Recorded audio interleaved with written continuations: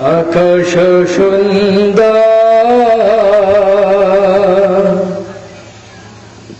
নদীও সুন্দর সুন্দর বনের ফুল তার চেয়ে সুন্দর প্যারা রাসূল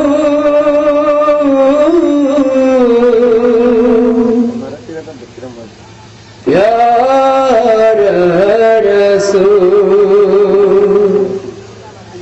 আকাশ সুন্দর। বন্দনগরী চট্টগ্রামের প্রাচীনতম আন্দরকিল্লা শাহী জামে মসজিদ মার্কেটের দ্বিতীয় তলায় অবস্থিত আইসিবি প্রোডাকশনস ইসলামিক ক্যাসেট বিতানে আপনাকে স্বাগতম।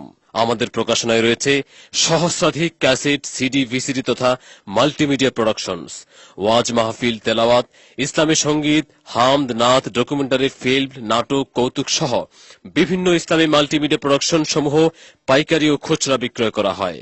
আইসিবি প্রোডাকশন ইসলামিক ক্যাসেট বিতান 49 শাহী জামে মসজিদ মার্কেট, দ্বিতীয় তলা, আন্দরকিল্লা, চট্টগ্রাম। ونعوذ بالله من شرور أنفسنا ومن سيئات أعمالنا من يهده الله فلا مضل له ومن يضلله فلا هادي له ونشهد أن لا إله إلا الله وحده لا شريك له ونشهد أن سيدنا ومولانا محمدا عبده ورسوله الذي أرسل إلى الناس كافة بشيرا ونذيرا وداعيا إلى الله بإذنه وسراجا منيرا. أما بعد فقد قال الله تعالى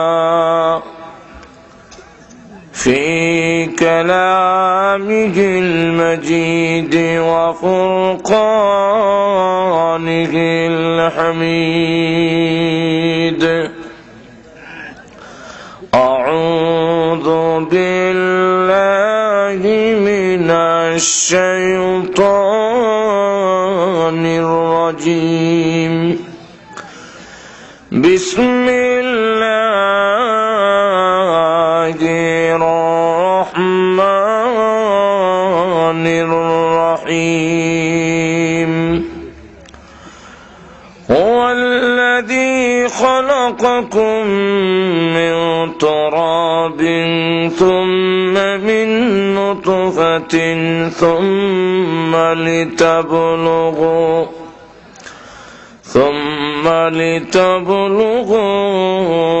أشدكم ثم لتكونوا شيوخا. بارك الله لنا ولكم في القرآن العظيم ونفعنا وإياكم بالآيات والذكر الحكيم.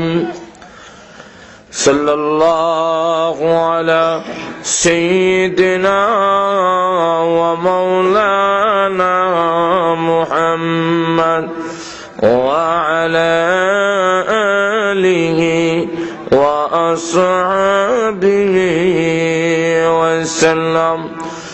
صلى الله على سيدنا ومولانا محمد وعلى آله وأصحابه وسلم بلغ العلا بكماله كشف الدجى بجماله حسنت جميع خصاله صلوا عليه إلهي दिखा दे हमें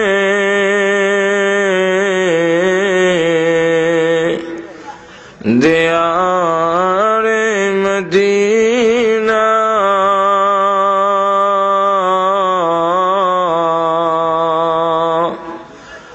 इलाही बना दे हमें गुबार मदीना बलग العلا بكماله كشف الدجى بجماله حسنت جميع خصاله صلوا عليه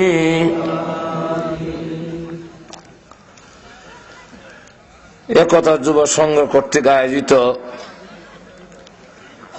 আজকের তাফসীরুল কোরআন মাহফিলের অত্যন্ত শ্রদ্ধেভাজন সভাপতি মুআজ্জাজ মুকাররম উলামায়ে কেরাম, উপস্থিত সমবেত সর্বস্তরের প্রাণপ্রিয় মুসলমান ভাইরা, পর্দার অন্তরালে অবস্থানরত অত্যন্ত শ্রদ্ধেয় মা ও বোনেরা, আমাকে বিষয় দেওয়া হয়েছে যৌবনকালীন ইবাদত সম্পর্কে আলোচনা করার জন্য। আমি আপনাদের সামনে পবিত্র কোরআন শরীফের একখানা আয়াতে কারিমার অংশ তেলাওয়াত করেছি। এই আয়াতের মধ্যে আল্লাহ রাব্বুল আলামিন মানুষের জীবনকে প্রথমত 3 ভাগে ভাগ করছেন। প্রথম ভাগ হইল শিশুকাল, 2 নম্বর কাল হইল যৌবন কাল, 3 নম্বর হইল বৃদ্ধকাল। আল্লাহ রাব্বুল আলামিন আয়াতের মধ্যে বলেন, হুয়াল্লাযী খালাকাকুম মিন তুরাবিন সুম্মা মিন নুতফা, সেই সত্তা যিনি সৃষ্টি করেছেন তোমাদেরকে। হযরত আদম আলাইহিস সালামকে বোঝাচ্ছেন মিন তুরাবিন, মাটির থেকে সৃষ্টি করেছেন। অর্থাৎ আদম আলাইহিস সালাতুস সালামের দেহ 60 হাত লম্বা, 60 জিরাআন, 60 হাত লম্বা, 7 হাত প্রশস্ত তার সিনা। এইভাবে পৃথিবীর এমন কোন জায়গা নাই যেই জায়গার মাটি আদমের দেহে লাগানো হয়নি। সুন্দর অবয়ব আল্লাহ সৃষ্টি করলেন প্রথমে আদমকে, আর আমরা মাটিও না। আমাদেরকে আল্লাহ রাব্বুল আলামিন সৃষ্টি করেছেন এমন এক বস্তু দিয়ে যা মুখে উচ্চারণ করা যায় না। কি বলেন? কোন যায় বাংলা নাম?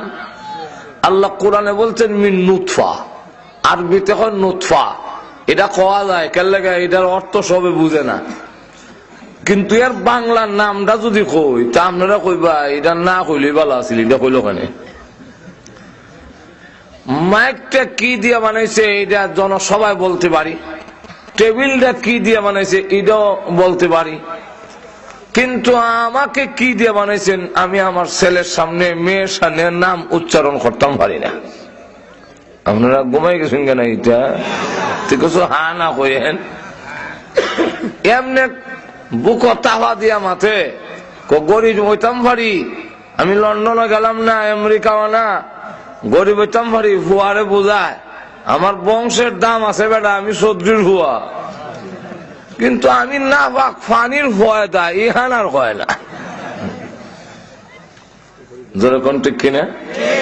আল্লাহ রাব্বুল আলামিন বলেন মিন নুতফা, এমন একটি জিনিস দিয়ে তোমাকে সৃষ্টি করা হয়েছে যা এটার কোনো দাম ছিল না, এর কোনো অস্তিত্ব ছিল না, আলোচনার কোনো বস্তু ছিল না।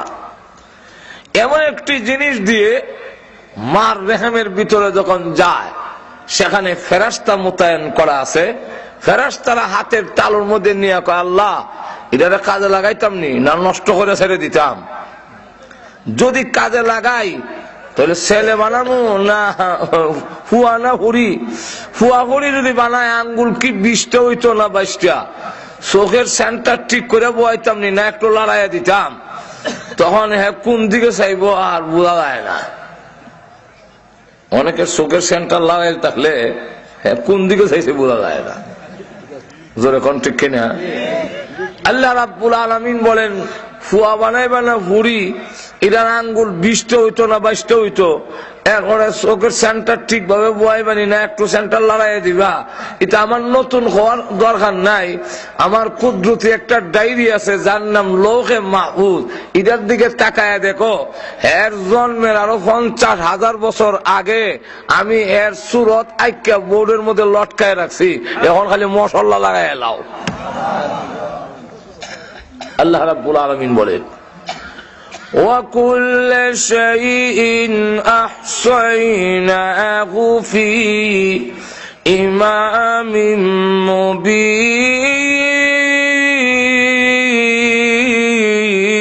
مُبِينٍ في إمام مبين أي في كتاب مبين।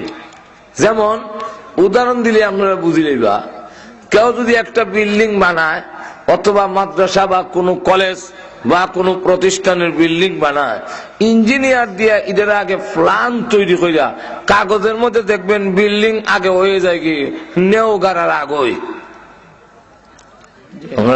বুঝেন না? আল্লাহ ফাউন্ডেশন গাড়ার আগে কাগজের মধ্যে কিন্তু বিল্ডিং আয় পড়ে। এখন রাজমিস্ত্রি দেখাই না হয় আমার একটা বিল্ডিং বানাই দিতে, এই 3 তলা বা 5 তলা বা 10 তলা, এই নাও। ইঞ্জিনিয়ার যদি রাজমিস্ত্রি যদি হয় দরজা করা হইতো, জানলা করা হইতো, বাথরুমটা কোন দিকে হইতো, তখন আপনি কইবা কাগজ দিলাও বলে এখানে তুমি কয় নম্বরের মিস্ত্রি আমি বুঝি লাইছি। ইঞ্জিনিয়ার তো আইকা দিলাইছে, এখন খালি মশলা লাগাইতা জিগাও কিতাবা প্ল্যানটার মধ্যে তো দরজা জানালা করা হবে, টয়লেট কোন দিকে হবে, সিঁড়ি কোন দিকে হবে, সব দেওয়া আছে। এখন তোমরা রড সিমেন্ট না লাগাইবা, এটা জিগাও কিতা? আল্লাহ রাব্বুল আলামিনও বলেন লৌহে মাহফুজের দিকে তাকায় দেখো, এর মার পেটে যাওয়ার আরো বহু আগেই 50,000 বছর আগে আমি আল্লাহের টাকছার এর কঙ্কাল তৈরি করে লটকায় রেখে দিয়েছি, এখন তোমরা খালি মশলা লাগাই এলাও। আল্লাহ রাব্বুল আলামিন সুন্দর অবয়ব দিয়া পুরো বডিটা তৈরি করে, চোখ দিল, হাত দিল, নাক দিল 4 মাসে।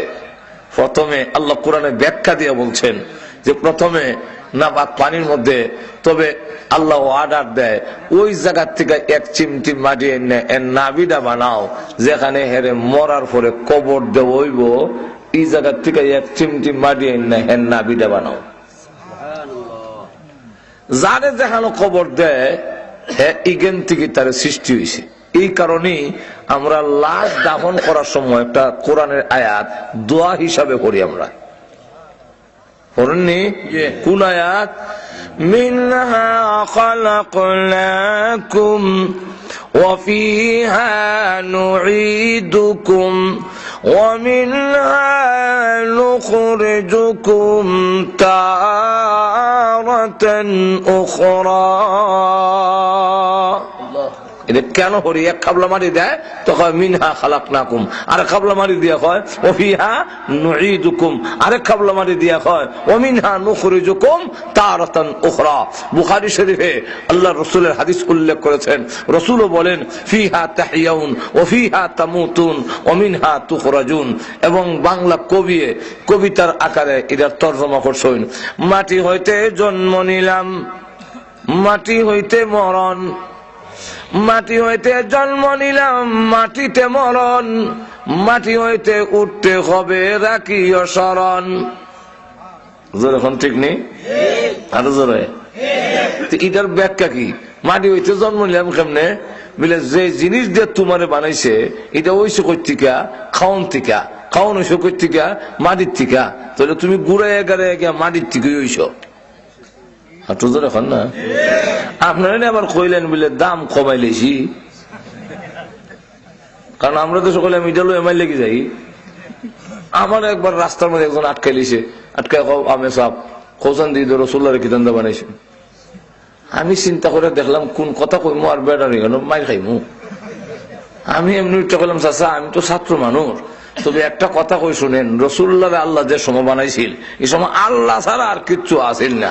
আমি কইতাম পারি না রে বাবা কিতান্দা বানাইছে। এটা আমরা জানার বিষয় নয়। আল্লাহ যাকে দাম দিছেন তার হইল সম্মান বেশি। কিতা দেয়া বানাইবো এটা আল্লাহর কাম। এখন না কার কাম? ফেরেশতা নূরের তৈরি আর আদম যে মাটির তৈরি, এটার মধ্যে কোনো একতলাফ এখন না। এবার আপনারা জিগাই আদমের দাম বেশি না ফেরেশতার দাম বেশি? আদম দি মাটির তৈরি, ফেরেশতা নূরের তৈরি, নূর থেকে দি মাটির দাম বেশি।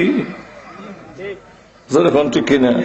তাহলে বোঝা গেল আল্লাহ যারে দাম দিচ্ছেন হের দাম বেশি। কারে কি দিয়ে বানাইবো এই কামটা কি আমরা না আল্লাহ? শয়তান কয় আমি পারতাম না বলে এখানে আল্লাহ বলেন মা মানা কান তাসজুদাইর আমার তো আমি হুকুম দিলাম সেজদা করতে পারত না কেন? এখন আমার যুক্তি ধরে না। কি যুক্তি? তো যুক্তি দেয় قال أنا خير منه خلقتني من نار وخلقته من طين।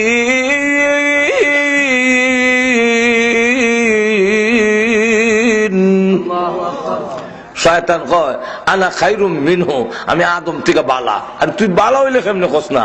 কয় খালাকতানি মিন নার ওয়া খালাকতাহু মিন তিন, আমারে বানাইছো তুমি আগুন দিয়া আর আদমরে বানাইছো ফেক দিয়া। ফেক আর মাটি বেশি বেশ কম নাই। ফেকের সাথে একটু পানি মিশাই লই, মাটির সাথে একটু পানি মিশাই লই, কিতা হয়? ফেক হয়ে যায়। তো আমারে বানাইছো আগুন দিয়া আর আদমরে বানাইছো ফেক দিয়া। ফেক থেকে আগুন বালা অথবা আমি বালা। নিজে নিজে ভালো হয়ে এলা। আল্লাহ আরে আমি কারে কি দিয়ে বানাবো? তোরে জিগায় বানাবো না। এটা আমি আদমরে দাম দিছি, তুই না খরচ খানে যেরকম ঠিক না। তাহলে এখন লক্ষ্য করেন আল্লাহ রাব্বুল আলামিন নাফাকের তৈরি মানুষ, আমরার এত দাম। আল্লাহ রাব্বুল আলামিন কোরআনে উল্লেখ করেছেন যে এই যে মাটি খাবার থেকে উৎপন্ন হয়, এখান থেকে আমাদের সৃষ্টি হয়। আবার আমরা ওগুলো জানাজা হইয়া নিয়ে কবরের মাটিতে রাখে, এরপরে তার বডিটা মাটি খেলায় আর আড্ডি উড্ডিও নাই, অনেকের আড্ডিও শেষ হয়ে যায়। কিন্তু জেনে রাখুন কিয়ামতের কঠিন ময়দানে আবার যেই মাটি খাইছিল এই মাটির থেকেই মানুষের দেহ হইয়া কিয়ামতের মাঠে সশরীরে আল্লাহর দরবারে হাজির হবে। না হইতো না? এখন কাফের একটার নাম আছিল আস ইবনে ওয়াইল। হ্যাঁ একটা পুরান আড্ডি লইয়া রাসূলের সামনে গিয়া জিগায় আপনার আল্লাহ পারবনি এটা দিয়া জিতা করতো?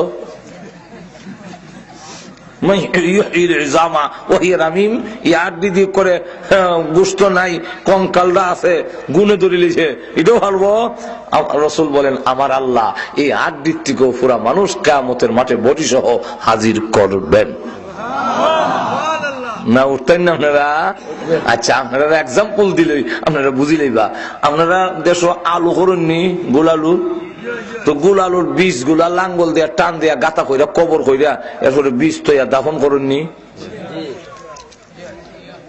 আর হোকা 1 সপ্তাহ 15 দিন পরে আলুটা থাকে না, পচি যায় কি? কিন্তু তার জানটা মাটির তলে থাকে না, উফরে হয়। জানটা মানে লটটা এটা উফরাই হয় আর বডিটা পচি যায়। কৃষক কয় আলহামদুলিল্লাহ আমার সবটি কামো লাগছে। এই কথা কয় না যে আলু পচি গেছি আমার আলু এটা কয় না। যেরকম ঠিক কিনা? 2.5 মাস পরে 3 মাস পরে এখন লতদের টান দেয়, আলু আয়নি একটাও। এখন অনেকটা লতদের টান দেয়, এখন দেখা যায় জুমটা বেঁধে আলু আলুটা পচি গেছিল হনাইলো করতে গিয়া ওই মাটির থেকে তৈরি হয়েছে। ঠিক তেমনি ভাবে আমাদেরকে আলুর বিশ্বের মতো কবরে যখন রাখা হবে, বডি যখন পচে যাবে, লটটা বাড়ি আল্লাহর দরবারে চলে গেছে যার নাম রূহ। কিয়ামতের দিন এই রূহ যখন টান দেওয়া হবে তখন দেখা যাবে এক একটা কবর থেকে 20টা 30টা 40টা মুর্দা সশরীরে জিন্দা হইয়া মহান আল্লাহর দরবারে হাজির হবে।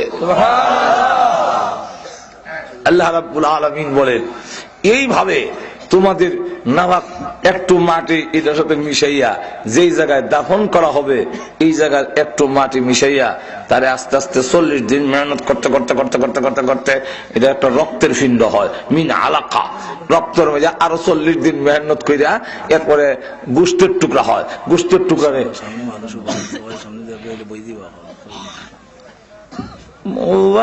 গেছিল কি সামান খাইতো কিছু বাপ না। আল্লাহ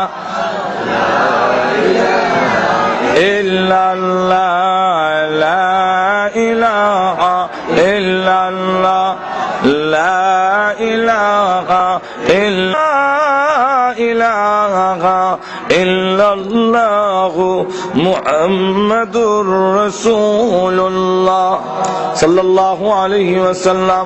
ভাইরা আমার, লক্ষ্য করে দেখুন, গোশতের টুকরা হইয়া এরপরে আবার 8 দিনের মধ্যে 360টা জোড়ার মধ্যে গোশত যখন ফিট করে সুন্দর অবয়ব হয়ে গেল, ছোট একটা বাচ্চা হইল। মার বেড়ের ভিতরে 10 মাস 10 দিন থাকার পরে আল্লাহ রাব্বুল আলামিন বলেন, পৃথিবীর মানুষেরা রে, আমি আল্লাহ তোমাদেরকে মার পেট থেকে বের করলাম। আমার আয়াতের মধ্যে আল্লাহ বলেন, সুম্মা খালাকাকুম আল হুয়াল্লাযী খালাকাকুম মিন তুরাবিন সুম্মা মিন নুতওয়াতিন সুম্মা ইউখরিজুকুম তিফলা। তোমার সুন্দর অবয়ব তৈরি করে, আকৃতি তৈরি করে, হাত পাও দিয়ে এমন সুন্দর করে আমি আল্লাহ বানাইছি, পৃথিবীর কোন মাখলুক এত সুন্দর বানায় নাই। মানুষ সবচেয়ে সুন্দর। একটু ধরে কন, মানুষের মতো সুন্দর আর নাই। আমার কথা না, আল্লাহ নিজে বলছেন। অসুবিধা হইতেছি না আপনারা? অসুবিধা হইতো আমি চাইতাছি, আমি আরো আছে মাহফিল, আরো আমার মাহফিল আরো আছে। আপনারা তাড়াতাড়ি অসুবিধা হইলে আমি আবার হিরাত যাইতাম। অসুবিধা হইতেছে না আপনারা? আল্লাহ বলেন, لقد خلقنا الإنسان في أحسن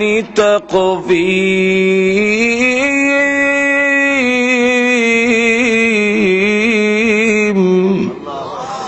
আল্লাহ রাব্বুল আলামিন বলেন, নিশ্চয় নিশ্চয় নিশ্চয় মানুষকে আমি আল্লাহ সবচেয়ে বেশি সুন্দর করে বানাইছি।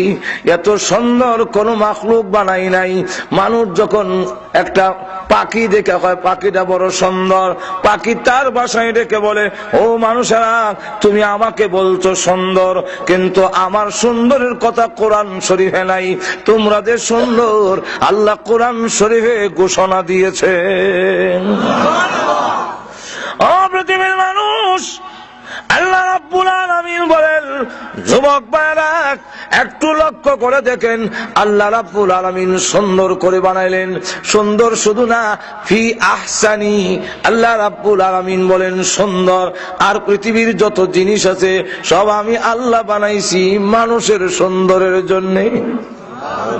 মানুষে আল্লাহ বানাইছেন সুন্দরের লেগিয়া, আর পৃথিবীর যা আছে এটা কার সুন্দরের লেগিয়া? মানুষের সুন্দরের লেগিয়া। এই জন্য মানুষ যখন কাপড় চোপড় পরে তখন সুন্দর বাড়ে না কমে? এরপরে চশমা লাগাইলে, পাগড়ি লাগাইলে, জুতা মোজা লাগাইলে, কিন্তু একটা বিলের চশমা দিলে, বৈশ্রী জুতা ভরাইলে, গরুর কল্লার মধ্যে পাগড়ি লাগাইলে সুন্দর হইব না তামসা হইব? মানুষ লাগাইলে সুন্দর হয়, আর অন্য প্রাণীরা লাগাইলে আরো বিশ্রী হয়। কেন? আল্লাহ বানাইছেন মানুষকে সুন্দর করে, আর এই পৃথিবীর যা কিছু আছে কার সুন্দরের লেগে? কন্যা মানুষের সুন্দর। এরপরে বলেন, لقد خلقنا الإنسان في أحسن تقويم।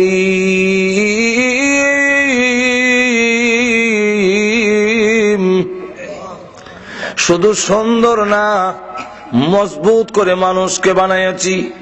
মানুষ মজবুত হইল কেমনে? মানুষ টিকা দিয়ে বইস আরো বেশি মজবুত। আমরা একটা দাঁত দিয়ে সেট দিলে আড্ডি খাটি উড়ি যাই গি, আর বইসের আড্ডি খাটতে হইলে বড় টাকসা লাইন না কুবাইল লাগে, ঠিক কিনা? তো মানুষ মজবুত হইল কেমনে? মজবুত হওয়ার কারণ তাফসীরের কিতাবে লেখে, ও মানুষ, তোমারও কান আছে, গরু ছাগল মহিষেরও কান আছে, কিন্তু তার কান দিয়ে শুধু শুনে শ্রোতা হইতে পারে না, কথা গ্রহণ করতে পারে না। না পারে? গরু শুনিনি কান দিয়ে না বলে না শুনলে আপনি যখন তেতে তেতে আলের মধ্যে না শুনলে কোন হেনে আবার ডাক দিলে দিস গরু মালিকে তুই শুনছে না কেমনি শুনে, কিন্তু শুনলে কি তুই গ্রহণ করতে পারে না। আর কন একটা গরুরে যদি ওয়াজ করেন, ওরে গরু এই যে কাঠটা এরা চেয়ারম্যান সাহেবের, এরপর একটা আমার, এটা যদি খাস তাহলে চেয়ারম্যান তোরও মারবো, আমারও বেরিয়ে কল্লা হরে লিব, আমারটাত গিয়া খাইস। কানের দ্বারে এই ওয়াজ করে যদি ছেড়ে দেন, চেয়ারম্যানের খেতে মনে খাইতো না, কান দিয়ে শুনছে না, শুনলে কি তুই হে গ্রহণ করতে পারে না। যেরকম ঠিক কিনা? একটা বিড়াল যদি ওয়াজ করেন, এর বিড়াল এই যে এখানে মাছ বাজি রাখলাম, এটা আরেকজনের পরের জিনিস খাইলে কবিরা গোনা হয়, জাহান্নামের আগুনে জ্বলবি, এরপরে মনে আর খাইতো না, শুনছে গ্রহণ করতে পারে না। হ্যাঁ মানুষ, তোমারও কান আছে, গরু ছাগলের কান আছে, কিন্তু তোমাদের কানের মধ্যে এমন পাওয়ার আমি আল্লাহ দিয়েছি, শোনার পরে তুমি শ্রোতা হতে পারো, গ্রহণ করার মতো যোগ্যতা তোমার কানের মধ্যে দিয়েছি। মানুষের কানের পাওয়ার বেশি, যখন ঠিক কিনা?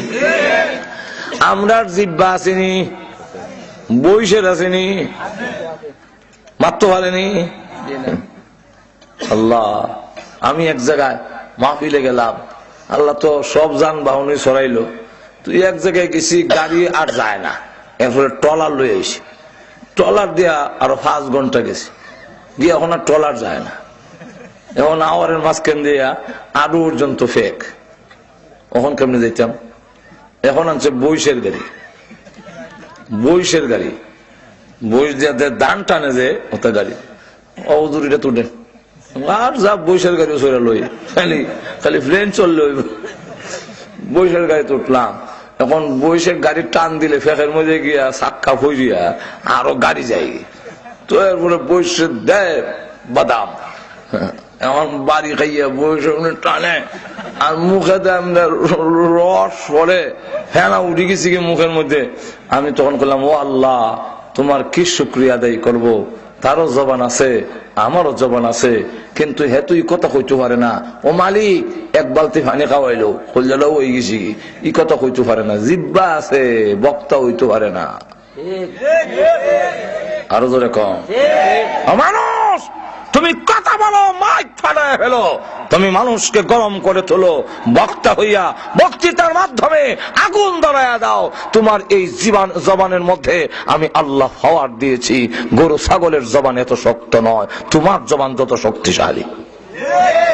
আরো জোরে কোন ঠিক কিনা? আগুন ধরাইয়া দেয়। কবি নজরুল ইসলামের কবিতায় মানুষের গায়ে আগুন ধরে গেছে, জোরে কোন ঠিক কিনা? কিন্তু শেষে আর মারতে পারে না। কবি নজরুল ইসলামের শেষ জীবনে জবান বন্ধ হয়ে গেল, আল্লাহ প্রমাণ করে দিলেন এটা কবি নজরুলের বাহাদুরি নয়, আমি আল্লাহর বাহাদুরি। আল্লাহ নিজে বলে, আলাম নাজআল লাহু আইনাইনি ওয়া লিসানান ওয়া শাফাতাইন।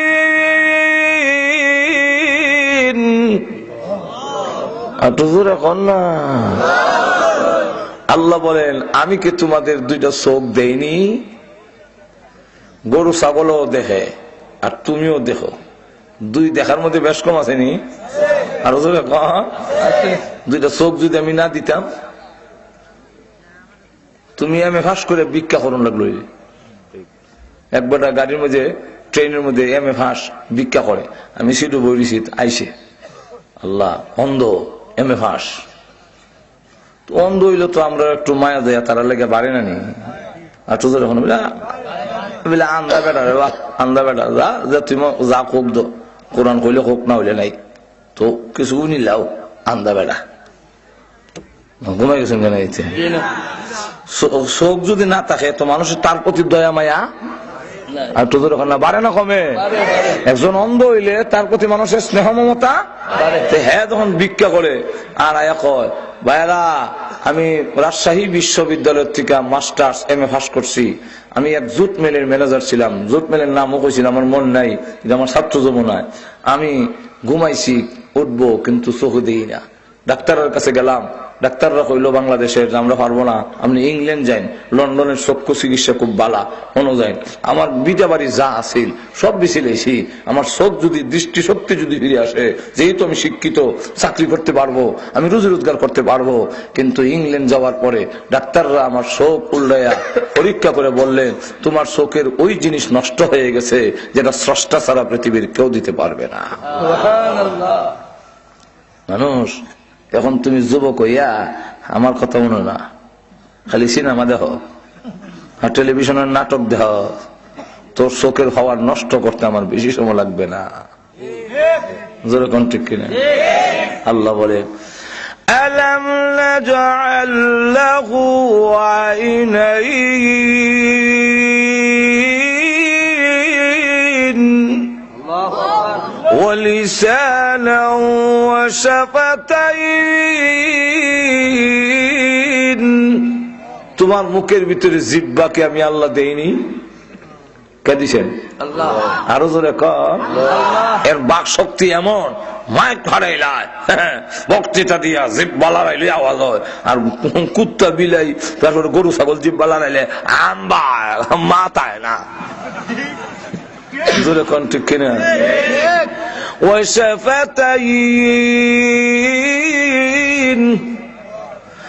গরুর দুইটা টুট আছে, মহিষেরও টুট আছে না নাই? কুত্তারও আছে, বিলাইরও আছে, কিন্তু তার টুট গুলো লাগাইলে আওয়াজ হয় না। টুট দিয়া তোমারে কি দিলাম?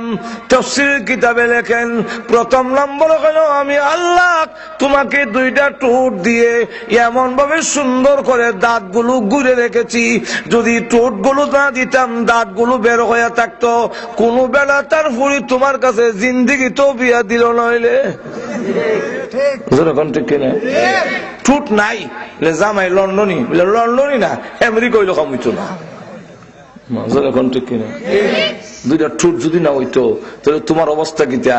ফান করতে পারতে না, চা ফান করতা, বিলাই হারেনি চা খাইতো, কুত্তা হারেনি ভাতের মার খাইতো, মা ঠুট দিয়ে খাইতারে না, জিভ বাইরে আয়। আল্লাহ যেরকম ঠিক কিনা?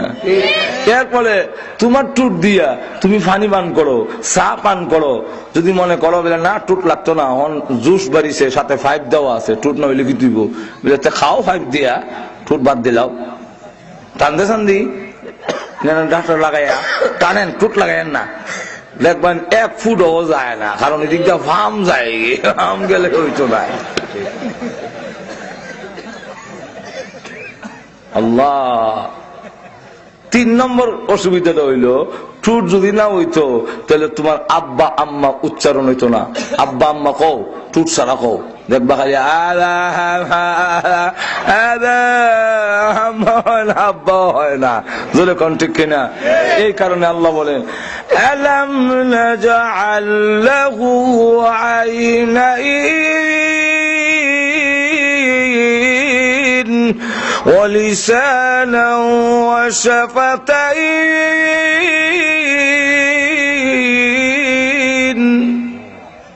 আল্লাহ রাব্বুল আলামিন বলে মানুষকে এত মজবুত করে বানাইলাম, টুট বাড়ি দিলে আব্বা হয়, টুট বাড়ি দিলে আম্মা হয়, টুট বাড়ি দিলে এটা হয়, টুট লাগাইলে ফান করতে পারে, টান দিলে অটোমেটিক আর কুত্তা মার খায়, টুট দিয়া টান দিলে যদি হাঁটতো তাহলে হট্টো ভালো হইলে, কিন্তু দেখা যায় হারে না, জিব্বাতে বেরিয়ে বেরিয়ে কিতে নিত, যেমন বোঝা যায় হ্যাঁ দিয়ে ইসে ইচ্ছা কাম হয় না, পেট পুরা ভরতে পারে না।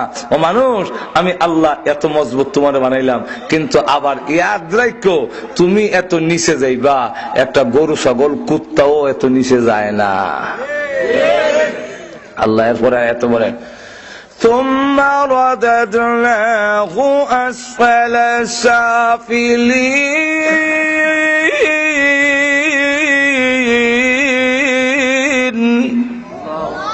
নিচে থেকে নিচে স্তর কেমনে নিচে একটা গরু মরার আগ পর্যন্ত নিজেই জোয়াল টানে সে রুজি রোজগার কইরই খাইয়া মরে তার হুয়ায় খাওয়ানোর কোনো সিস্টেম নাই একটা কুকুর বিড়াল কোনদিন বুড়া হয়ে যাওয়ার কারণে লাঠি বট দিয়ে চলে না কুত্তার লাঠি লাগে না বিড়ালের লাঠি লাগে না গরু ছাগলের লাঠি লাগে না সে নিজে নিজে চলতে পারে একটা কুকুর বিড়াল যতক্ষণ পর্যন্ত সে তার জীবন আছে নিজে রুজি রোজগার করে খায় কিন্তু মানুষ তুমি বুড়ো হয়ে গেলে এমন একটা অবস্থা হবে যে তোমার আর সেই দাম থাকবে না লাঠির উপরে নির্ভরশীল হয়ে যাবে সন্তানের উপরে নির্ভরশীল হয় বাথরুমে যেতে গেলে আরেকজনে ধরে নেওয়ার লাগে চলতে গেলে লাঠি দিয়ে বট দিয়ে চলে মানুষ এত নিচে যায় এত নিচে কোনো প্রাণী যায় না একবারে দেখা যায় গরু বুড়ো হয়ে গেলে দাঁত অমান হয়ে গেছে কি এরপরেও খাইতে পারে এরপরে আবার শেষ বেলায় জব হইরা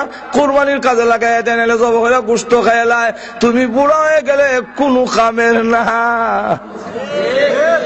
কোন ঠিক কিনা ثم رددناه أسفل سافلين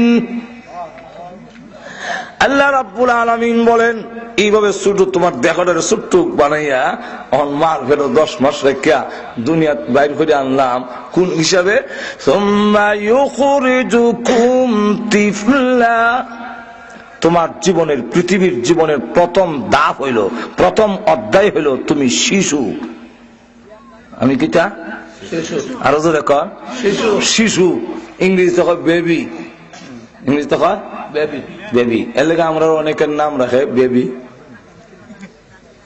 ঠিক না আবার শুধু গাড়ি যে এটারও বেবি কয় কেন এই গাড়িটা শুধু এর লেগে এটার নাম বেবি ট্যাক্সি যে বেবি এটা তো চলতে চলতে ইন্টার ডিস্ট্রিক্ট হয় না কিন্তু আপনার মেয়ের নাম যে বেবি রেখে দিলে তো এটা যে বড় হইব তখন তো ইন্টার ডিস্ট্রিক্ট রাখুন লাগবো এরপরে যখন আরো বড় হইব বিয়া দিবেন ছেলে মেয়ে হইব তখন তো এটা রেলগাড়ি হওয়ার দরকার কারণ পিছে তার ডাব্বা ডুব্বা আছে আল্লাহ বলে ইউখরিজুকুম তিফলা শিশু বাচ্চা বাইর করে আনছি তোর হাত আছে যখন আমরা দুনিয়াত আসলাম হাত আসিল নি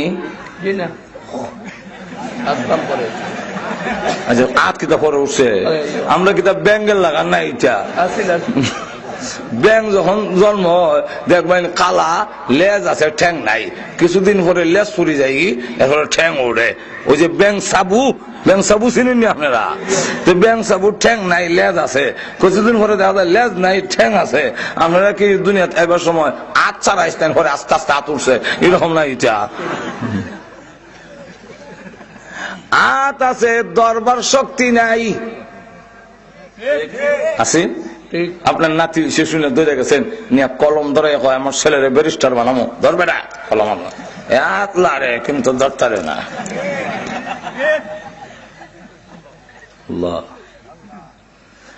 ফাও আসেননি ফাও লাড়ছেননি ফাও লাড়েনি শুধু বাচ্চা আর তো হরেনি লাড়ে তো লাড়ে না হেনে লাড়তো যখন তো আটতো আরে না জিব্বা আসিলনি মাত আসিলনি আওয়াজ আসিলনি ও বললি না না আওয়াজ আছে ওয়া ওয়া হইলা কান্দে কিন্তু মাত নাই আল্লাহ বলেন আরেক আয়াত والله أخرجكم من بطون أمهاتكم لا تعلمون شيئا ও মানুষ, ওয়াল্লাহু আখরাজাকুম, আল্লাহ তোমাদেরকে বের করে এনেছেন কোথা থেকে? মিন বুতুনি উম্মাহাতিকুম, তোমাদের মার পেট থেকে। লা তা'লামুনা শাইআন, তুমি কিছুই জানতে না, কিছুই ছিলে না, কিছুই জানতে না।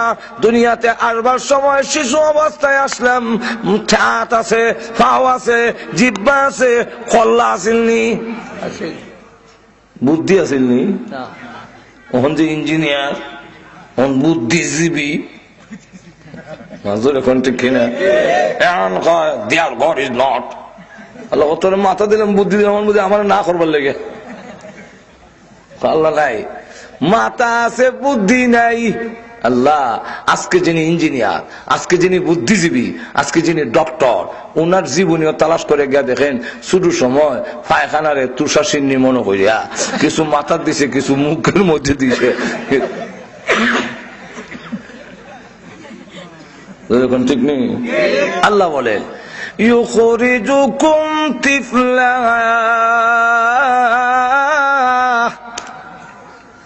শিশু অবস্থায় তোমাকে দুনিয়াতে আনলাম। 15 বছর পর্যন্ত বয়সকে শিশুকাল বলা হয়। এই 15 বছরের জিন্দেগির কোনো দাম নাই, কোনো গুরুত্ব নাই, দুনিয়ার আইনও নাই। ইংল্যান্ড যান, আমেরিকা যান, 18 বছর পর্যন্ত আপনার অপরাধ করলো আইন তো ধরা না। আর ইসলামে বলে 15 বছর পর্যন্ত, তার এর আগে যা করবে দরাদরি নাই। শিশুরা অপরাধ করলে এরা কিরামান কাতিবিন নাই, গুনাহ লেহেলা সওয়াব না। এরা কিরামান কাতিবিন আইসে না, হনো পরে আইব। আপনারা আবার কই না, তাহলে তো বহুত ভালো হইছে, তাহলে হেরারে দিয়ে বলে অপরাধ করাইব, আর আমরা ভাগে হয়তো না। এর লাগে ছোট সময় দেখছি ভাত খাইতে বইয়া করে সবির আলীর ক্ষেত থেকে কাঁচা মরিচ লিয়া ফুয়ারে মারাই দিছে। কারণ আকবরের ক্ষেত থেকে কাঁচা মরিচ আনলে হ্যাঁ আনছে, আমি তো আনছি না, কোনো দূর নাই আমার। হেরা আমল নামায় লেখতো না, কারণ নাই কিরামান কাতিবিন নাই, কিন্তু যে হারাইছে এই বেটার তো আছে, এই গুনাহ হের আমল নামায় লেখ। জোরে কোন ঠিক কিনা? এই 15 বছর বয়সে ছোট অবস্থায় ছিল, কোনো দাম নাই। আল্লাহ বলেন আস্তে আস্তে তারে বড় করছি। কি করলেন? সুম্মা লিতাবলুগু আশুদ্দাকুম, 15 বছরের পর থেকে নিয়ে 50 বছর বয়স পর্যন্ত এই কালটাকে বলা হয় যৌবন কাল। মনে আছে না আপনারা? আমার বিষয় কিটা, বিষয়ের দিকে যাইতে গেলে তো হঠাৎ করে দৌড়তে গেলে হইতো না, এটা তো বুঝাই আনতইব। আর তো জোরে এখন না। আল্লাহ বলে সুম্মা লিতাবলুগু আশুদ্দাকুম, আমি তোমাকে পূর্ণ বয়সে পৌঁছেছি, অর্থাৎ যুবক হয়েছ। যুবক হওয়ার পরে এই সমাজের এই দাম আবার 50 বছর যখন পার হয়ে যাবে, তখন ওই জীবনেরও আর কোনো দাম থাকে না। আগে আওয়ামী লীগের সভাপতি আছিল, বুড়োই গেছি, এবার সভাপতি পদ যে গেছি কি বেটা হইতে পারে না। সেক্রেটারি আছিল বিএনপির, বাদ দিলেছে, বুড়ারে বাদ দিল। হাজর এখন ঠিক কিনা? বউ এখন আবার বেগম সাহেব দমক মারে বুড়ারে, কিছু মাতলে হয় না, বুড়া হইছ না শতানের বুড়া হইছ, অত হেরবির করো কেন? যাও কি মসজিদ, তুমি এখন সংসারের মাত পাতো কেন? তোমার তুমি এখন কন্যা যাও, এখন তুমি তসবিলিয়া মসজিদে যাও কি? ওই সবির আলী ভাই সাহেব হজ গেছিল, তসবি এক কান দিছে, এই তসবি দিয়ে পাঠিয়ে দিছে, যান মসজিদে জানিয়ে। তো মসজিদে গেছে সুবহানাল্লাহ সুবহানাল্লাহ, তো বুড়ো হইলে মাথে বেশি সুবহানাল্লাহ সুবহানাল্লাহ। আচ্ছা মসজিদের ইমাম সাহেব এবার গণ বাড়ি যায় এখানে, এবার তো জোয়ান মানুষ বাড়িতে সুবহানাল্লাহ সুবহানাল্লাহ সুবহানাল্লাহ। আচ্ছা মসজিদের যে মুয়াজ্জিন সাহেবরা শুনে বেটারে এবারে 3 বার খাইতো আর 5 বার আজান দিত, 7 বার করে মসজিদটা ঝাড়ু দিলে কি তাও হয় সুবহানাল্লাহ সুবহানাল্লাহ। ইমাম মুয়াজ্জিন আল্লাহ, এই বুড়া তো একটা বিপদ হয়ে দাঁড়াইছিল, কোনদিন মরবো আর মসজিদটা ঠান্ডা হইব, এখন কারো কাছে দাম নাই। আর জোরে কন না। কারো কাছে দাম থাকবে না, সকলের কাছে দাম কমে যাবে। তুমি বুড়ো হয়ে গেলে কেউ দাম দেয় না। এখন স্বামী আল্লাহ উলিমান হামিদা কইলে কোমর জিল্লি মারে, নামাজ পড়তে পারে না, 3 বদনা পানি লাগে উজু করতে। মাজুর এখন ঠিক কিনা কত নিচে গেলাম দেখেন। এখন 3 বদনা পানি লাগে, 1 বদনা দিছে, হাত ধুইয়া মুখ ধুইছি, হাত পানি দিয়ে মুখ কান ধুইছি, আর কাত ধুইতাম। কই গো বদরুন নেশা 1 বদনা পানি দিয়েছেন গো, পানি না দিলাম, বেটি উজুটা গেছি গে আরেক বদনাতে, আরেক বদনা দিছে, মুখ ধুইছে, হাত ধুইছে, ধুইয়া মাথা মশা করতে গেছে, আর উজু গেছে। সে দিয়ে নাই এটাও বলো রে, ওই বুড়ো হইলে মাজুর এখন ঠিক কিনা। এরপরে দিছে আরেক বদনা, মুখ ধুইছে, হাত ধুইছে, মতো মশা করছে, ফাও দইতো যখন আলদি দিছে, আর উজু নাই। এইভাবে 3 বদনা 4 বদনা লাগে উজু করতে। এখন আর চোখে দেখে না, এখন কেউ জায়গা দেয় না। এই নৌজওয়ানি কাল যেটার দাম, আমাদের বুড়া কালেরও দাম নাই, আর শিশুকালেরও দাম নাই, দাম হইল মূল হইল যৌবন কাল। এখন ঠিক কিনা। এই যৌবন কালটা আওয়ামী লীগে দিছে, বিএনপি, জাতীয় পার্টি, বুশে, ওবামা, ওই ইংল্যান্ডের প্রধানমন্ত্রী তার নাম হইল ব্রাউন, সে দিছে।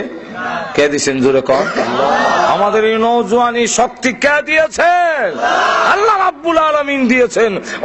অনেক সময় দেখা যায় এই নওজোয়ানি যে আল্লাহর দেওয়া, অনেকে দেখা যায় একবেলা খায় আরেক বেলা খাইতে পারে না, উহার কিন্তু তার হুয়া শৈল্য বড় শক্তি।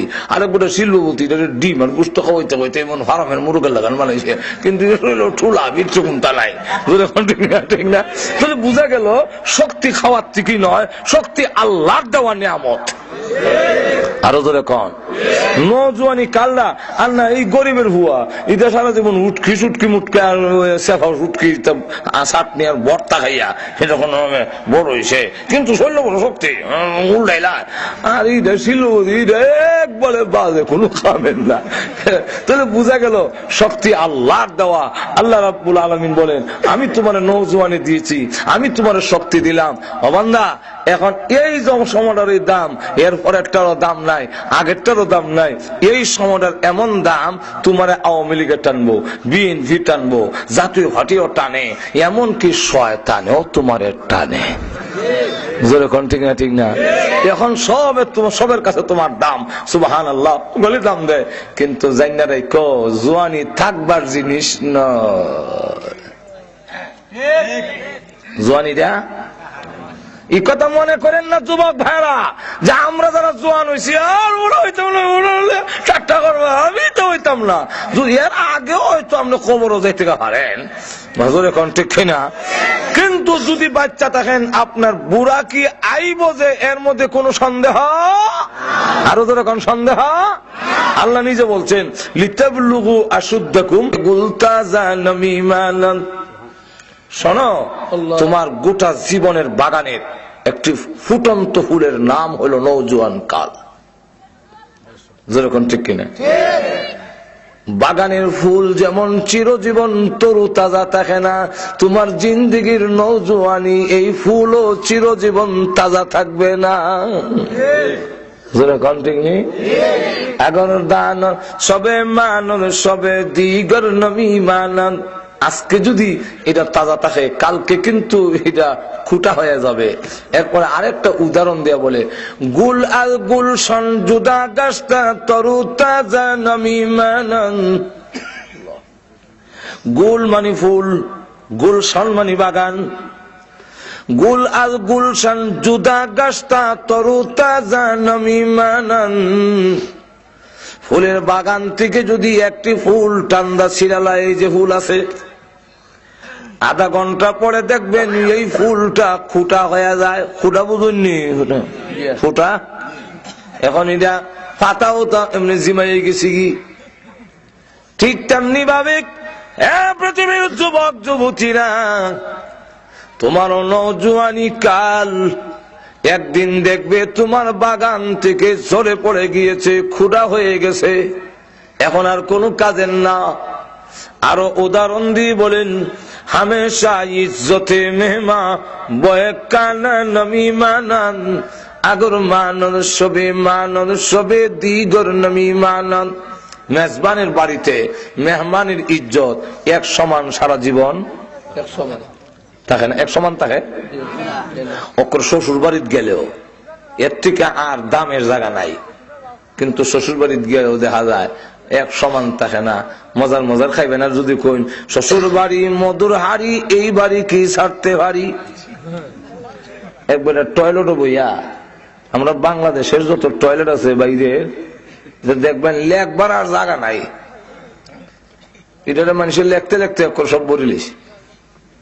যদি বাজারে কোনো লেট্রিন থাকে, টয়লেট বাজারও বাজারও গড়েরটা না, কারণ এখানে অবসর থাকে তো ভাড়া না করে আর কংক্রিট দিয়ে বয়ে বয়ে লেহে আই লাভ ইউ, এইটা এইটা তোমার ভালোবাসি, বয়ে বয়ে লেহে। শ্বশুর বাড়ি মধুর হাড়ি, এই বাড়ি কি ছাড়তে পারি। পরে আবার গেছে সম্বন্ধিক গিয়া দেখে তার লেখা রাখছে শ্বশুর বাড়ির মধুর হাড়ি মধুর হাইতলিয়া, হ্যাঁ এই বাড়ি কি ছাড়তে পারি। ও সর্বনাশ, এত বাসা বান দিলেছে মনে এর লাগে এইবার নিচে লেখাতে আইছে ইয়াদ রাখো 3 দিন পরে জারুর বাড়ি।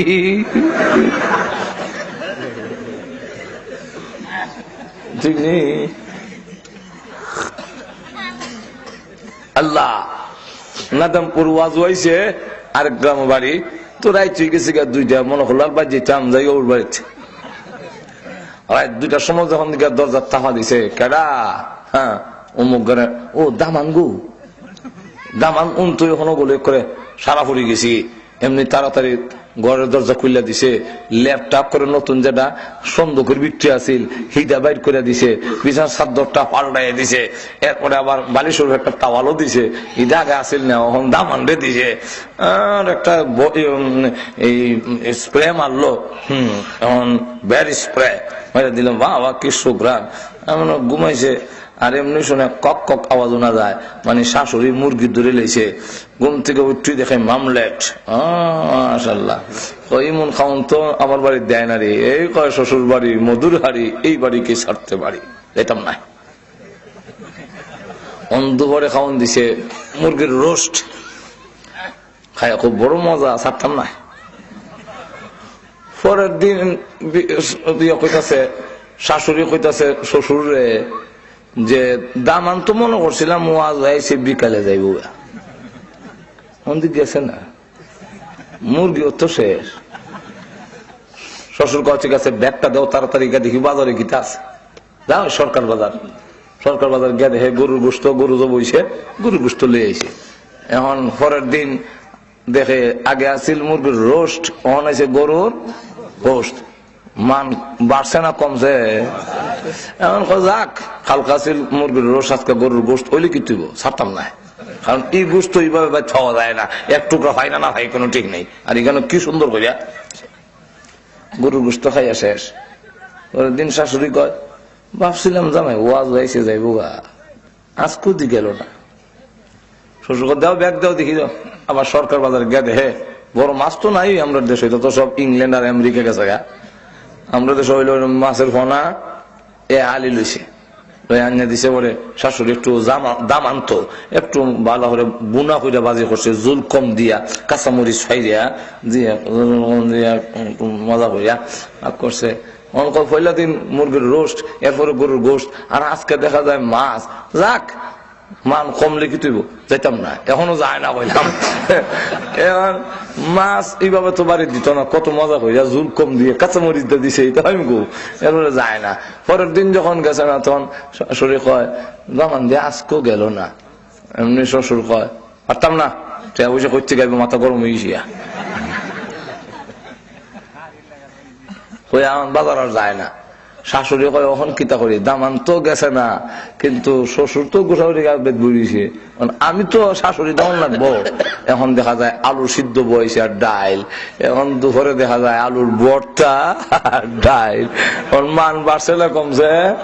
কমছে। হামেশা ইজ্জতে মেহমা বয়ে কানা নামি মানান, আগর মানদ সবে মানদ সবে দিগর নমি মানদ।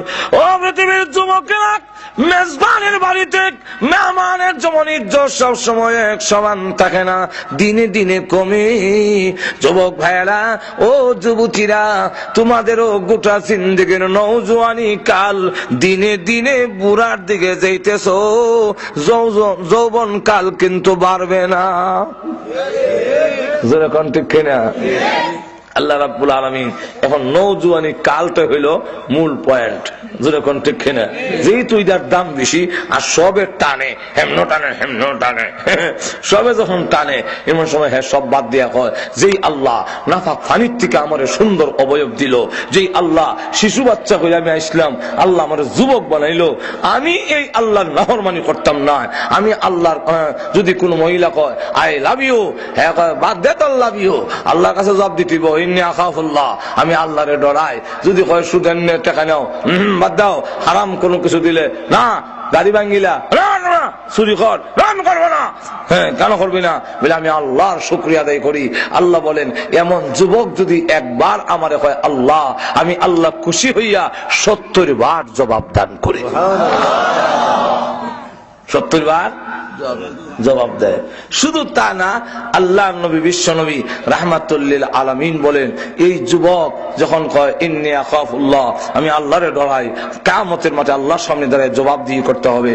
আল্লাহ নবী বিশ্ব নবী রাহমাতুল লিল আলামিন লাগ দিয়ে বলেন কিয়ামতের কঠিন ময়দানে যেদিন মাথার কাছে সূর্য এসে যাবি, মাত্র চৌকে সুরমা দিতে গেলে যে সুরমা দানিতে একটা শলা থাকে, ওই শলাটা যত লম্বা হবে, মাথা আর সূর্যের মাঝখানে এতটুকু ফাঁক থাকবে, নিচের জমিন তামা হয়ে যাবি। জাহান্নাম যখন লেলিঙ্গান জিহ্বা বাড়াইয়া হুঙ্কার দিতে থাকবে, আল্লাহর আরশের ছায়া ছাড়া কোনো ছায়া থাকবে না, পা রাখার জায়গা নাই, দুইটা পা রাখতে যতদূর জায়গা এতটুকু জায়গা আছে, এর চেয়ে বেশি জায়গা নাই। ওই দিন আল্লাহ রাব্বুল আলামিন কিয়ামতের কঠিন ময়দানে ডেকে ডেকে বলবেন, আল্লাহর রাসূল বলেছেন ওয়াশাবুন নাশাফি ইবাদাতি রাব্বিহ, কিয়ামতের মাঠে আল্লাহ ডাক দিয়ে বলবেন যুবক কই রে, ও যুবতী আয়, আজকের কিয়ামতের মাঠে আমি তোমারে সম্মান দিতে চাই, যেহেতু তুমি আমার নওজোয়ানি কালটাকে সম্মান করেছো, তাই আজকের কিয়ামতের মাঠে আমি আল্লাহর আরশের ছায়ার নিচে তোকে জায়গা দিয়ে দিলাম। আল্লাহ বলবে আমার আরশের নিচে তোমার স্থান, আসো আমার আরশের নিচে জায়গা দেওয়া হয়েছে। আল্লাহ রসুল বলেছেন, শুধু তা না, আল্লাহ রসুল বলেন যেহেতু এই সময়টার দাম, যে বুড়াকালেরও দাম নাই, শিশুকালেরও দাম নাই, নওজোয়ানি কালটার দাম, এই কারণে আল্লাহ হাসরের মাঠে আল্লাহ রসুল বলেছেন লা তাজালু কাদামা ইবনে আদম হাত্তা ইউসআলা আন খামসিন আন উমরিহি ফিমা আফনা। আল্লাহ রসুল বলেন কিয়ামতের কঠিন ময়দানে প্রত্যেকটা মানুষকে দাঁড় করাইয়া আল্লাহ বলবেন তোমার গোটা জিন্দেগির হিসাব দাও। জীবন কার দেওয়া? মনে আছেন আপনারা? কার দেওয়া? আল্লাহর। যেহেতু দেওয়া, এই জন্য হিসাব কে নিবেন? আল্লাহ নিবেন। কেন আল্লাহ নিবেন? আল্লাহ বলে আমি দিছি, আমি হিসাব নিব না, কারা নিত? জব দে, কই পাইছিল এটা? হ্যাঁ না, জব দাও। গোটা জিন্দিগির ভিতরে শিশু কালো আছে, বুড়া কালো আছে, নওজোয়ান কালো, আর তোদের হোকা অসুবিধা হইতাছে না আপনার? আর অসুবিধা হইতো আমি চাইতাছি। নওজোয়ানি কালো আছে, বুড়া কালো আছে, শিশু কালো, গোটা জিন্দিগির ভিতরে আর তোদের এখন না আসেনি। কিন্তু এর পরেও আল্লাহ রসুল বলেন ওয়ান শাবাবিহি ফিমা আবলা,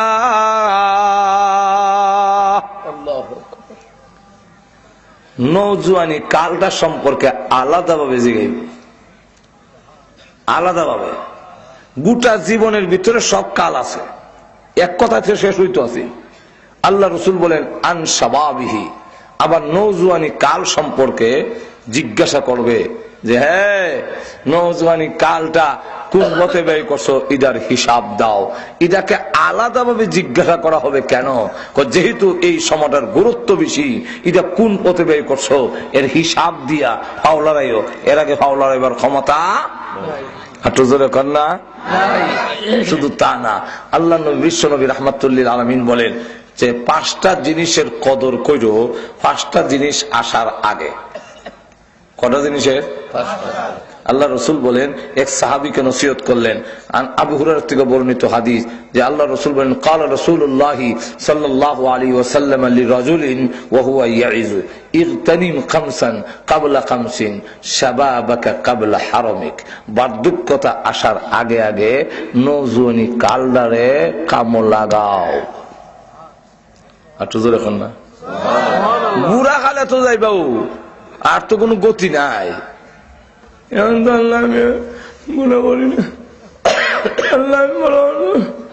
আল্লাহ তো পারতেও না, পারবি নি যাইতে এখন গানো। তুই এখন না গেলে আল্লাহ কি? এই কারণে নওজোয়ানি কালে যখন গুনার কাজে যায় না, আল্লাহ রসুল বলেন এরপরে যে শাবাবাকে ক্বাবলা হারামিক, বার্ধক্যতা আসার আগে আগে তোমার নওজোয়ানি কালকে তুমি কাজে লাগাও, তাহলে কিয়ামতের মাঠে পুরস্কৃত হবে। দুনিয়াতেও তোমার ইজ্জত মহান আল্লাহ বাড়াইয়া দিবেন। শুধু তা না, আল্লাহ রসুল বলে, মনে করেন জোয়ান কালে ইবাদত বন্দি করছে, নামাজ পড়ছে, আওয়াবিন পড়ছে, এশাকের নামাজ পড়ছে, চাষতের নামাজ পড়ছে, কোরআন পড়ছে, ওয়াজ তাফসীর গেছে। এখন বুড়ি গেছি কি, এখন আর যাইতে পারে না, এখন চৌকে দেখে না, কোরআন শরীফ পড়তে পারে না, এখন উযু রাখতে পারে না, নফল নামাজ পড়তে পারে না, শেষ রাত্রে উঠতে পারে না, সমস্ত অঙ্গ প্রত্যঙ্গে ব্যথা, দুর্বল, তাহাজ্জুদ পড়বো কেমনে, উঠতেই পারে না বেটা। এই অবস্থায় আল্লাহর রাসূল বলেন, নওজোয়ানি কালে যদি ইবাদত করে থাকে, বুড়া খালা না করলেও আল্লাহর পক্ষ থেকে ঘোষণা দেওয়া হয়, আমার বান্দার আমল নামায় ফেরেশতারা আমার বান্দা বুড়োই গেছি কি পড়তে পারে না, এই কারণে তোমরা তারে বঞ্চিত হইরো না। আগে জোয়ান থাকতে যত ইবাদত বندگی করত, এখন না করলেও তোমরা কিরামান কাতিবিন তার সওয়াব লেখা জারি রাখো। প্রভু গো, আমি বাড়িতে বিরাট ওয়াজ মাহফিল যাইতে পারি না, ঠান্ডায় আমার ভয় হয়, অন্ধকারের মধ্যে যেতে পারি না, পা গুলো দাঁড় করে রাখতাম পারি না, বাড়িতে বইয়া বইয়া আক্কেও করে। নওজোয়ানি কালে ওয়াজ তাফসীর মাহফিলে গিয়েছি, কিন্তু এখন বুড়া যেতে পারি না। আল্লাহ ডাক দিয়ে বলেন, ফেরেশতারা আমার ওই বুড়া বান্দার আমল নামায় জোয়ান থাকতে যে মাহফিল যাইতো সমান সওয়াব এখন লিখে দাও। শুধু তা না, কান্দে আল্লাহর দরবারে, প্রভু আমি না বুড়া হয়ে গেছি, জোয়ান তুমি বানিয়েছিলে, এখন আমি বুড়ো হয়েছি। প্রভু গো, আমি ভালো করে ইবাদত করতে পারি না, সামি আল্লাহু লিমান হামিদা কইয়া সোজা হইয়া দাঁড়াইতাম পারি না। আল্লাহ, আমি এখন জমিন থেকে উঠতে গেলে জমিনের ধাক্কা দিয়া হাত দিয়া ঠেক না লাগাইয়া উঠতাম পারি না। প্রভু আমি গুনাহগার, জিন্দেগীর গুনাহ মাফ করে দাও। আল্লাহ রাব্বুল আলামিন বলেন, আমার যে বান্দা বান্দি জোয়ান অবস্থায় তার জোয়ানিটারে আমার কাজে লাগাইলো, এখন বুড়া হয়ে গেছে, দাড়ি সাদা হয়ে গেছে, আমি আল্লাহর দরবারে কান্দে। আল্লাহ বলেন, এমন বুড়াকে খালি হাতে বিরোধ দিতে আমি মহান আল্লাহর শরম লেগে যায়। সুতরাং ভাইরা আমার, আমরা নওজোয়ানি কাল না কাজে লাগাইতাম পারি, তাহলে দুনিয়া এবং আখিরাতে লাভবান হব। জোরে কোন ঠিক কিনা?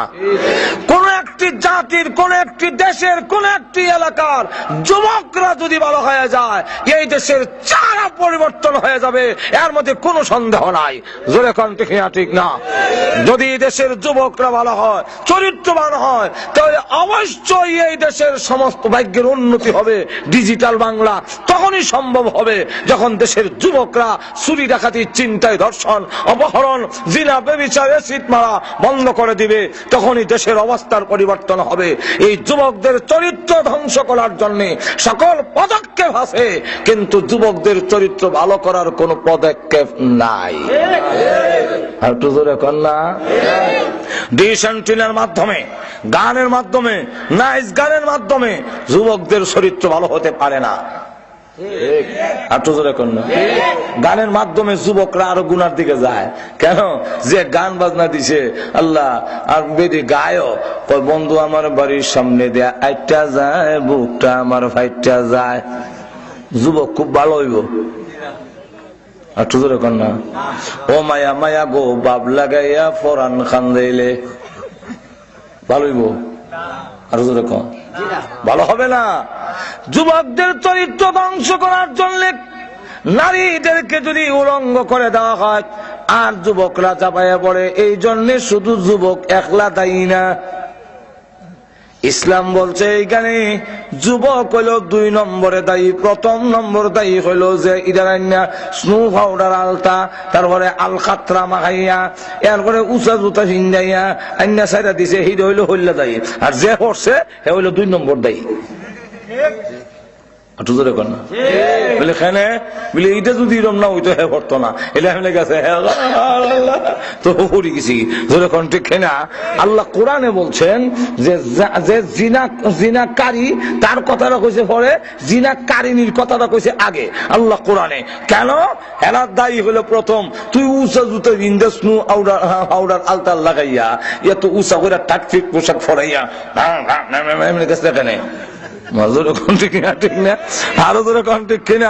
এই জন্য আমাদের দেশের যুবকদের চরিত্র ধ্বংস করার জন্য ডিশ অ্যান্টেনা আর চ্যানেলের মাধ্যমে যেইভাবে নগ্নতা আর গান বাজনা ছড়াইয়া দিয়েছে, এইভাবে যুবকদের চরিত্রের পরিবর্তন হবে না।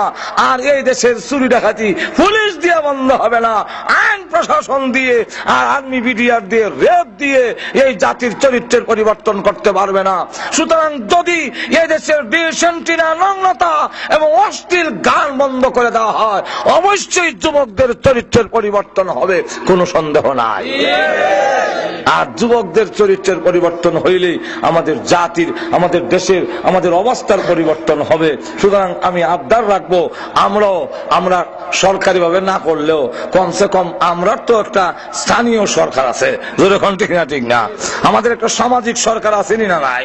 আমরা সকলে যদি উদ্যোগ নেই যে যাতে যুবকদের চরিত্র ধ্বংস না হয়, আমি আমার ঘরের উদ্যোগ নেই, গান বন্ধ করেন, গান বন্ধ করেন, ঘরের ভিতরে নগ্ন ছবি নেওয়ার অবস্থা বন্ধ করেন, বেপরদাগিরি বন্ধ করেন, দেখবেন আপনার ঘরের যুবক ভালো হবে। যদি আপনি গানের সুযোগ দেন আর করেন এরকম করো এরকম একদিন দেখবেন আর জনের হাত ধরে গেছি কি আর নাই, আপনি তখন আর দোয়া কাম হইতো না, যাও মিয়া দোয়া করে কি তৈরি। ঠিক না?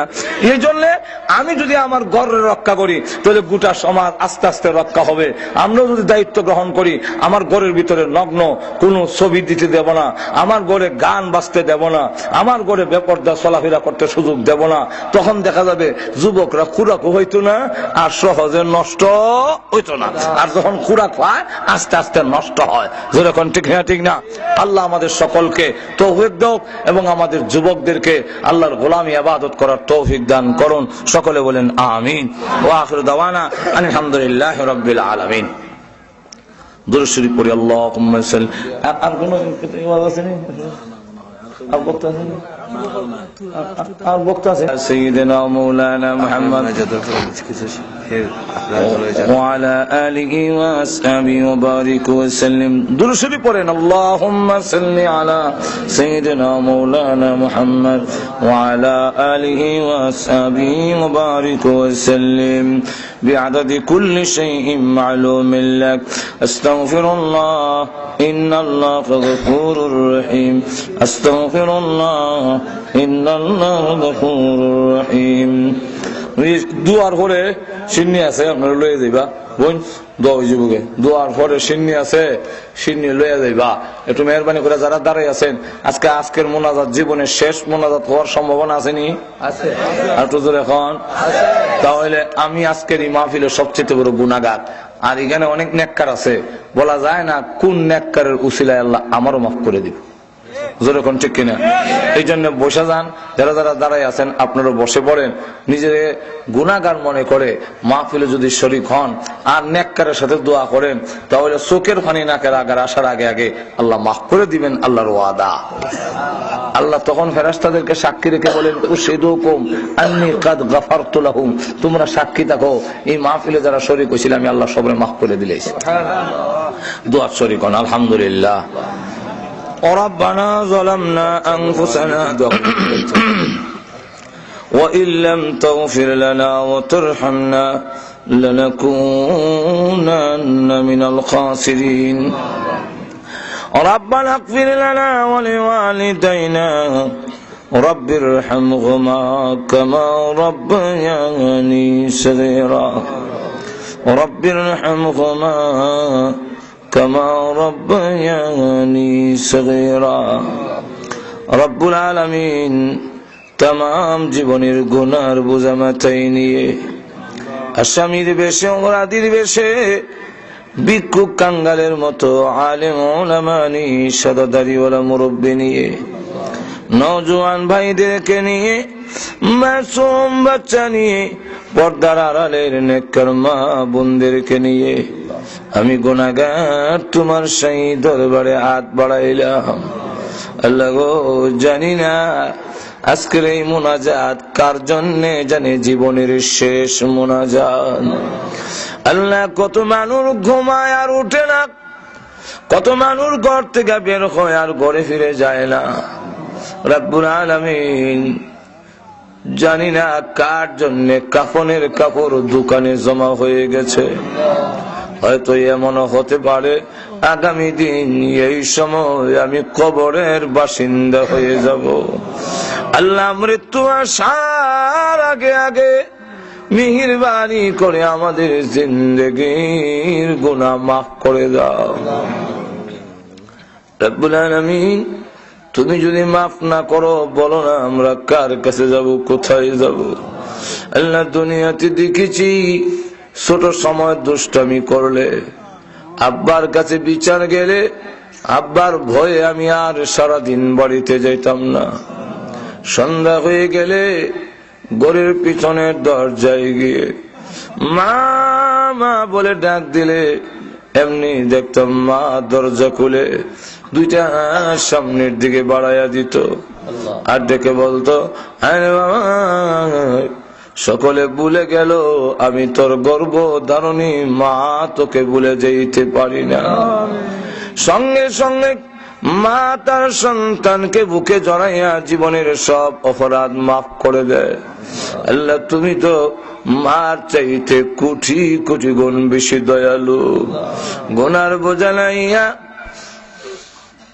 তোমার রহমতের দরজায় হাজির হয়েছি, মেহেরবানি করে গো আল্লাহ জিন্দেগির গুনাহ মাফ করে দাও। আল্লাহ, আমরা যে উদ্দেশ্য তুলেছি প্রত্যেকের নেক আশা পূরণ করে দাও। আমাদের মধ্যে যারা অসুস্থ বিমারি আছেন সেবা করে দাও। আয় আল্লাহ, যত বিমারি আছেন সেবা করে দাও। আয় আল্লাহ, আমার এক ভাই, ওনার এক বাচ্চার জন্য আল্লাহ দোয়া চেয়েছেন বিমারি, মেহেরবানি করে গো শিফা দান করো। আয় আল্লাহ, তোমার দরবারে ভিক্ষা চাই, যত বিমারি আছেন সকলকে তুমি শিফা দান করো। আয় আল্লাহ, আমাদের সন্তানগুলোকে নামাজি দিনদার বানায়া দাও। আল্লাহ, আমাদের স্বামী স্ত্রীর মধ্যে মিল মোহাব্বত পয়দা করে দাও। রব্বুল আলামিন, আজকের এই মাহফিলের আয়োজন যারা করেছেন আল্লাহ, ঠান্ডা উপেক্ষা করে, কুয়াশা উপেক্ষা করে তোমার যেই বান্দা বান্দীরা মাহফিলে হাজির হয়েছেন আল্লাহ, যারা টাকা দিয়া পয়সা দিয়া বুদ্ধি দিয়া সাহায্য সহযোগিতা করেছেন সকলের জন্য এই মাহফিল কিয়ামতের মাঠে নাজাতের উসিলা বানাইয়া দিও। রব্বুল আলামিন, আল্লাহ, আমাদের পক্ষ থেকে লাখ কোটি দরুদ আর সালাম সোনার মদিনা পৌঁছাইয়া দাও। যত মুমিন মুমিনাত কবরে ঘুমায় আছেন সকলের কবর আযাব মাফ করে দাও। রব্বুল আলামিন, জানি না গো আল্লাহ, মেহেরবানি করে আমাদেরকে মাফ করে দাও। রব্বুল আলামিন, আয় আল্লাহ, ও প্রভু, মেহেরবানি করে আমাদের মা বাবার কবরকে জান্নাতের বাগান বানায়া দাও। আল্লাহ মার কথা বলতে পারি না আল্লাহ, কত লাথি মার কলিজায় মেরেছি, কত রজনী গেল আমি মাকে ঘুমাইতে দেই নাই। ওই মা ওই মাদের যাতে নাই আল্লাহ মার কবরে আযাব দিও না আল্লাহ। আব্বার কথাও বলতে পারি না আল্লাহ, বাড়িতে গেলে স্টেশনে নেমে দেখতাম আব্বা আমার জন্য অপেক্ষায় দাঁড়ায় আছে। আবার বিদায় দেওয়ার সময় গাড়িতে উঠাইয়া গাড়ি ছেড়ে দিল, আব্বা যায় না, আমার গাড়ির দিকে তাকাইয়া চোখের পানি ছেড়ে দিয়া কাঁদতে। আল্লাহ ওই আব্বা দাদির না গো সন্তান গইয়া চোখের পানি ছেড়ে দিয়া হাত বাড়াইল। আল্লাহ আমার কবরে আব্বার কবরে আযাব দিও না, জান্নাতের বাগান বানায়া দাও। আল্লাহ মা বাপ যাদের আছেন হায়াত বানায়া দাও, মা বাবার খেদমত করার তৌফিক দাও। আল্লাহ আমাদের সকলকে মক্কা মদিনা বারবার জিয়ারত করার তৌফিক দাও। স্বপ্নের যুগে তোমার বন্ধুর নুরানি চেহারাখানা দেখায়া দাও রব্বুল আলামিন। যেদিন মরণ দাও ঈমানের সাথে মরণ দিও আল্লাহ, বেঈমান বানায়া কবরে নিও না আল্লাহ, বেঈমান বানায়া কবরে নিও না। গাড়ির নিচে পালাইয়া নিষ্পেষিত কইরা মারো না আল্লাহ। প্রভু আগুনে পোড়াইয়া মারো না, পানিতে ডুবাইয়া মারো না। যেদিন মরণ দাও গো জুমার দিনে নামাজের সিজদার মধ্যে মালাকুল মউত পাঠাইয়া দিও। ربنا تقبل منا إنك أنت السميع العليم وتب علينا إنك أنت التواب الرحيم. سبحان ربك رب العزة عما يصفون وسلام على المرسلين والحمد لله رب العالمين. آمين آمين برحمتك يا أرحم الراحمين.